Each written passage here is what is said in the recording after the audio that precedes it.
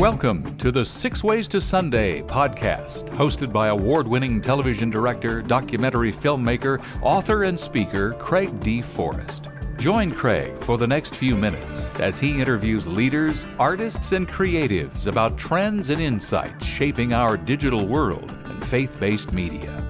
This podcast is produced and brought to you by Matchstick Media International. Now, here's Craig. Hi, this is Craig Forrest. We're talking to Dr. Phil Cooke, who goes by Phil Cooke usually on the podcast, and we are having a conversation about cultural influences and media across the world. Welcome to the podcast today, Phil. Thank you very much, Craig. Thrilled to be here. Absolutely. A lot of fun. You know what? You've said something that is very interesting and a bit provocative. A lot of people don't get this, and it doesn't matter if you're a leader or a follower or wherever you are in a digital world, there's sort of nowhere to hide. What do you mean by that? What does that mean? Yeah, I think that we need to live more transparent lives than ever. It's interesting that the river of information that flows into Google is so absolutely staggering that, whatever you're trying to hide, it's just not going to work. In the old days, a leader, a celebrity, even a big-time pastor or nonprofit leader could hide stuff. They could have that mansion in Palm Springs, or they could have that private jet and not let anybody know about it.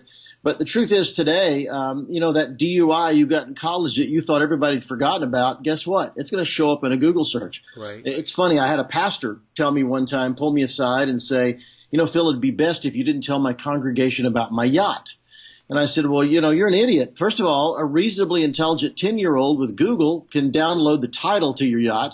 And if he's got Google Earth, he can download a photograph, a satellite photo of the boat sitting at the dock. So the truth is, we just, in a digital era, be it good or bad, you just can't hide anymore. So I always tell leaders and artists and filmmakers, look, live a transparent life. Live a life that you would not be afraid everybody knew about, because trust me, there'll be a way that they're going to find it out. When you talk about branding, which is a term that the secular world knows very, very well, but I think from my experience of traveling around the world and teaching and where I teach and for filmmakers, etc., the word branding is not understood by Christians and especially by faith-based leaders internationally.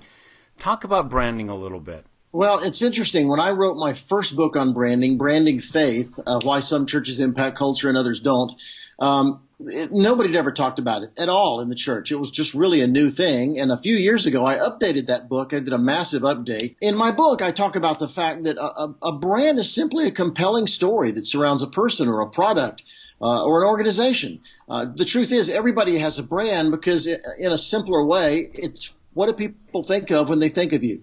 What's that perception? What's that idea when people mention your name or your company's name or your product's name? What is that? What's the thought that goes through their mind? And the point of branding is we can't shape it. We can't change it because it's what they think of us, not what we think. However, we want that thought to be good. Nike, Starbucks, companies like that spend millions of dollars every year trying to influence their brand, which really means just influencing their perception. So my contention is, the world, when it comes to Christian issues, the world is never going to darken the door of your church unless they have a good perception about it. They're never going to open the Bible unless they have an interest in it. So while some people, are uncomfortable with the term, the truth is, unless people have a positive perception, they're not going to take that next step. So I think we in the church need to spend more time thinking in terms of how we can make a positive perception in our community, whether it's from our church, whether it's our ministry or a nonprofit organization, or in the business world, whether it's just us. We just need to work on helping influence the gospel, influencing Christianity in their culture today, so people walk away with a great influence, and then they're much more likely to try it out. This podcast features engaging conversations with leaders, artists, and creatives sharing about current trends and insights shaping our digital world and faith-based media. Today's episode is produced by Matchstick Media International, a nonprofit that's passionate about inspiring both visionary leaders and young creatives to harness the power of media to further the gospel. To learn more, visit us at matchstickmedia.org. Now, back to Craig. Well, you bring up a couple of issues that are really, really sharp. One is influence, the other storytelling. Let me take the first one first. influence. How can, you could be a pastor or a Christian leader of a small ministry and still have phenomenal influence based on the content of what you create and the commentary that you have in culture. Talk about influence for a moment. Well, influence is everything, I think. I mean, when it comes to leadership, when you're trying to lead an organization or lead a team, it's really all about influence. Can you influence people to take a good path rather than a bad path? Can you influence people to buy your product? Can you influence people to explore the gospel? Can you influence people to listen to your message? So influence should not ever be used in a bad way. Certainly it can be used in a bad way, but we should start thinking about the positive aspects of influence, because we want to influence our kids in a good way. We want to influence our spouse, influence our family, certainly influence the people in our community.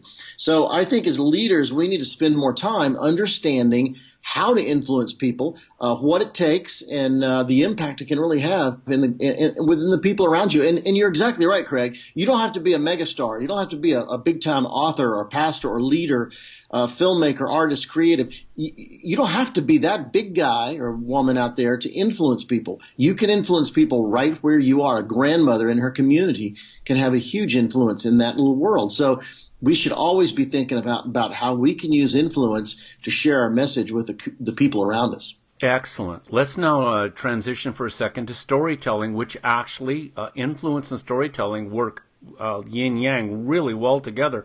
We have never lived in a greater time of storytelling, in the sense of that a story you tell can be broadcast or narrowcast across this world in just moments of time. This is a great time for storytelling. Talk about that. Well, a lot of people tell me I don't have a good story. I don't come from an interesting background. I wasn't raised with money, or I don't have adventures in my life. But I just really believe there's somebody out there that needs to hear your personal story. And we know from infomercial research, secular infomercials indicate that, George Foreman can talk until he's blue in the face about his Miracle Grill. But when you show the story of Floyd in Cleveland, who ordered the grill, got it home, tried it out, it changed his life, that's when the guy at home watching the program thinks, wow, if it worked for that guy, maybe it'll work for me. And that's when they call. So we know that when secular infomercials, calls spike up, orders spike up when we show testimonies. So I take that to say that every area of life, we should tell more stories. Churches and television programs and films. So, I have a friend who's a pastor here in Los Angeles who I think he's just genetically deficient when it comes to storytelling. He couldn't tell a story if you put a gun to his head. And guess what? As a result, his church is getting smaller and smaller and smaller. Certainly there's a time for expository preaching or teaching or Bible study, but Jesus had 3 years of adult ministry on this earth. Pretty much 3 years. He was God. He knew the time limit. And what did he do? He didn't write a book on church leadership. He didn't write a book on systematic theology. He didn't make rules for how to run the church. What did he do? He spent most of those 3 years telling stories. And in most cases, he didn't explain. He didn't tell them, okay, guys, here's what this means. Sometimes he would pull away his disciples in private and talk about it. But for the most part, he was willing to tell a story and walk away. Jesus trusted the power of storytelling. And I think if there's anything we could learn in this day and age, we should consider that as well. It's no mistake that the most watched primetime shows on television are all dramatic storytelling formats. So there's something, my feeling is, since the days of the earliest Hebrew storytellers sitting around a campfire in the deserts of the Middle East, we've been captivated by stories. I just think there's something in our DNA about it. And so I think understanding the power of stories can really influence the people around us and certainly help us share our message with a far greater audience. Exactly right. I had a great professor, a mentor of mine during film school days, who said something I never forgot. It was so quick and so short. He said, humans are wired for stories. Humans are wired for storytelling. What is it, Phil, that Christians especially are missing these days about storytelling? You know what? I'll tell you, I have two thoughts about this. One is, certainly we need to focus on doing it better. But on the other hand, there's kind of a storytelling fad out there. I actually wrote a blog post on my blog at philcooke.com called "You Are Not a Storyteller." And not easily half the Twitter bios out there on Twitter, the social media platform, are "I'm a storyteller." And no, you're not. You're a teacher. You're whatever. It's funny, if you interviewed the greatest writers of our time, they don't talk about themselves being storytellers. And yet, the general population out there is obsessed with being storytellers. We're all storytellers. No, you're a salesman. Now, doesn't mean you can't integrate stories into what you do, but I do think sometimes we just get so obsessed by the storytelling thing, it's gone crazy. However, that's not to say storytelling isn't a powerful thing. And whether you're writing books, writing screenplays, creating films, preaching sermons, teaching in a class, whatever you're doing, there's no question that you could integrate stories in there in a more powerful way, and it can really impact people. We've been talking to Phil Cooke, leading producer, director, author, speaker. A wonderful conversation. We're going to continue this conversation in the next episode. We hope that you will join us. Thank you. You've been listening to the 6 Ways to Sunday podcast with Craig D. Forrest, brought to you by Matchstick Media International, dedicated to excellence in media through inspiration, vision, and education. To learn more, visit us on the web at matchstickmedia.org. That's matchstickmedia.org. Your generous donations, large or small, help defray costs for producing this creative podcast. Thanks for listening and subscribing.